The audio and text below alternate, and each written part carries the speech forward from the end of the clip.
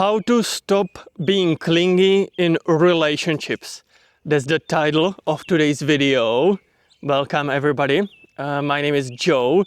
I talk everything about spirituality and everything about happiness and everything in between. From right next to me comes my beloved co-host, best bud and best friend. He's a tiny little dog called Mikey. Am I right? Mikey is right over here. True bull mastiff. True big dog, big hunting dog. Am I right?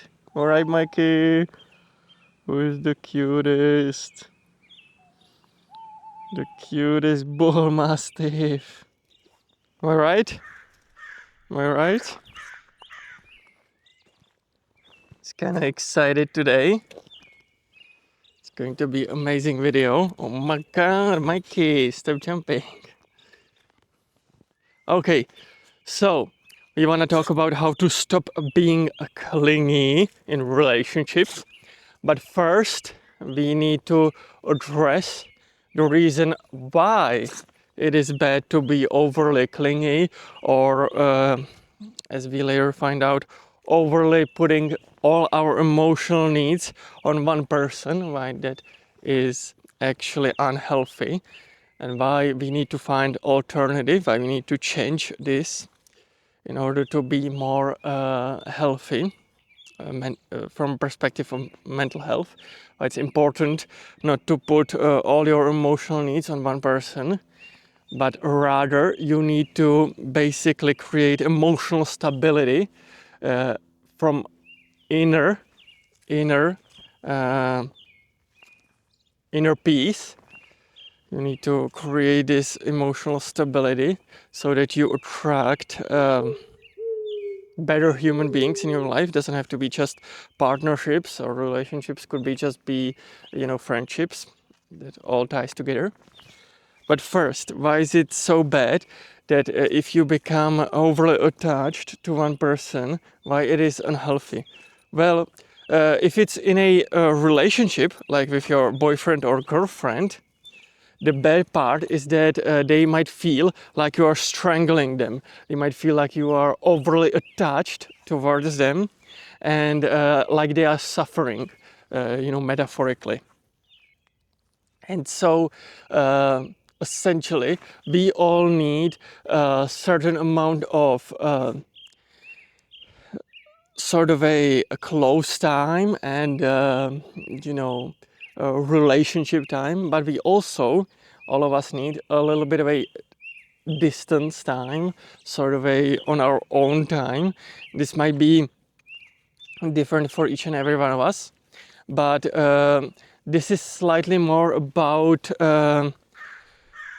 this does not necessarily talk about the other person and about their needs, but this is focusing mostly, what I want to focus on today's video is actually on your inner emotional stability so that you are prepared for your ideal relationships.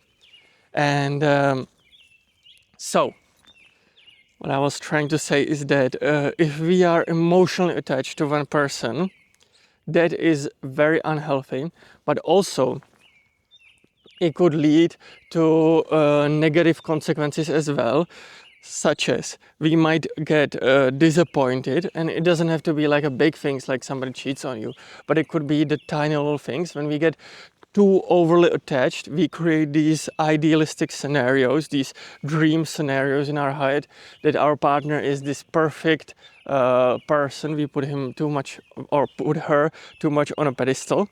And what could happen in those instances is that we create these extremely unrealistic scenarios. And I always give this one example, like for example, we create this idealistic dream scenario where they give us the best present for Christmas. But what could happen is that they might disappoint us. They might give us something cheaper, something that we don't like, something that completely does not match our hobbies, something, you know, rather practical and not fun. So it may lead to small, tiny little disappointments every single day. So it's not just bad consequences for our partners, but also there are negative consequences for ourselves as well, being overly attached. For women, when they get overly attached, they are usually called clingy. But for men, this goes the same way. All these emotional stuff are obviously happening regardless if you are male or female. You can still be emotionally attached. If you are a male and you are in a relationship, you don't always get called clingy necessarily. But if your emotional needs are not met, and if you put too much emotional needs on your partner, it may result in being sort of like creating these dramatic, chaotic scenarios where it may be even a little bit of pettiness or stuff like that. There might be different like responses. Men usually don't get called clingy, but obviously all of this emotional stuff is universal. It doesn't matter if you are male or female. So even if you are male, you might benefit from this video. But sorry, I got a little bit yappy about what it actually is and what we are trying to avoid and why we are trying to avoid it. But how do we avoid it? How do we avoid being overly clingy in our relationships? How do we avoid putting too much emotional needs, basically overly relying emotionally on our partners?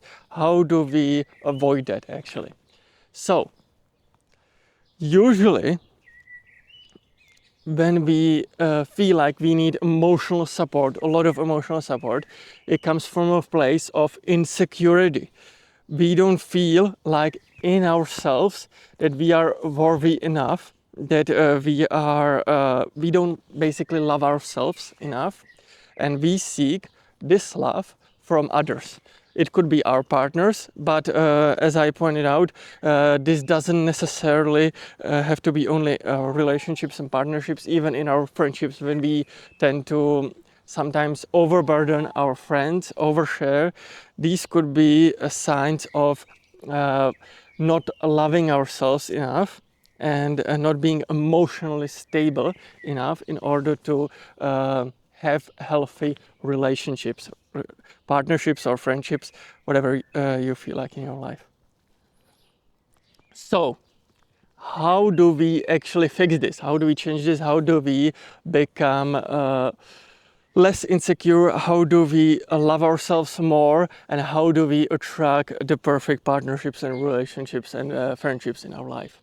So the best way to basically get rid of insecurities and start loving ourselves, it's what we call in our spiritual community shadow work. Shadows are basically scars on your soul, and in mainstream we call them insecurities. They are usually formed because our brain does not differentiate between lies, satire, or truth, facts. It takes subconsciously everything in, and so even if some person tells us that we are not good enough, that we are not athletic enough. I always give the example with PE teacher. For example, you had your PE teacher in high school and he told you that you are not athletic enough, you are underachieving, you are bad. So this may create a scar on our soul, shadow or insecurity that that may result in us not loving ourselves.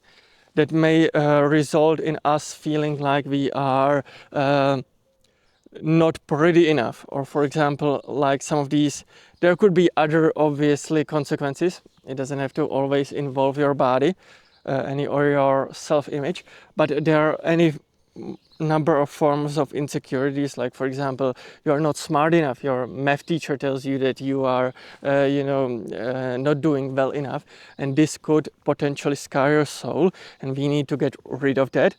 in order to start loving ourselves truly, we need to get rid of that. So how do we do that?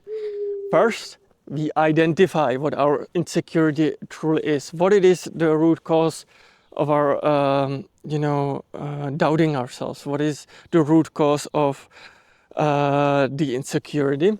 For example, like not feeling pretty enough, because in our high school we have, maybe you don't even remember who it was, but maybe you just remember that in high school it started, that you started feeling like you're not pretty enough.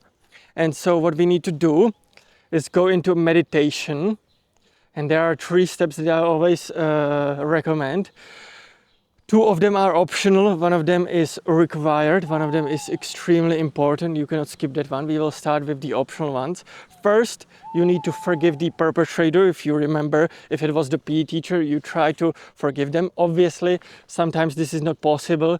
Maybe you don't even remember who said to you something, or maybe there is just no perpetrator. It could happen. Or the insecurity or the problem, the scar on your soul is so much deeper, and so much, the trauma is so much worse that forgiving your perpetrator is absolutely impossible. So this step is theoretically optional.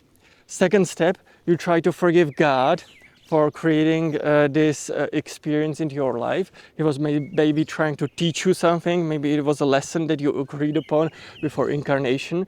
But it's obviously something that I believe and that some people believe.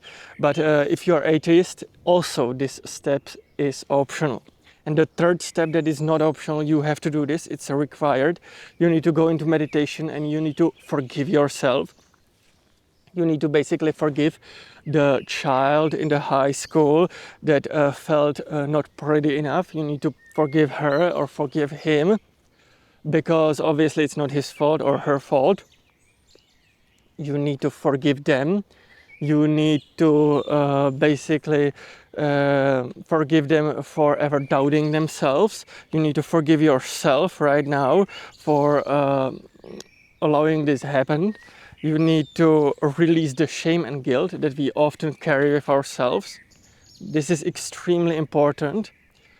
Obviously, that doesn't mean that if you do this one time, you will probably not automatically be completely healed and completely get rid of all insecurities.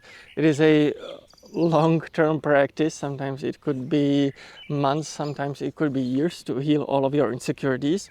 Usually these insecurities will pop up throughout your life. You will be reminded of them throughout your interactions with the world, with other people. They might say something that just triggers your insecurity, and so it is sort of a time to start healing again. Maybe it's your spirit team trying to tell you that there is something to look at, some insecurities that you haven't resolved yet. It's more of a lifelong journey, but definitely if you are right now aware of certain insecurities, right now if I say insecurity and it automatically pops into your head, then it's time for you to go into meditation and try to forgive yourself. Try to release the shame and guilt that we often carry. If necessarily not insecurity doesn't pop up, that doesn't necessarily always mean that the shadow work is done. The shadow work, healing your soul, healing your scars on your soul, healing your insecurities, there is a sometimes bigger task than it seems. But throughout this healing process, we are becoming basically we are all sort of becoming more stable emotionally, and we start to attract better and better energies, which means we start to attract better and better people in our life. It doesn't have to be just partnerships, but it could be friendships as well.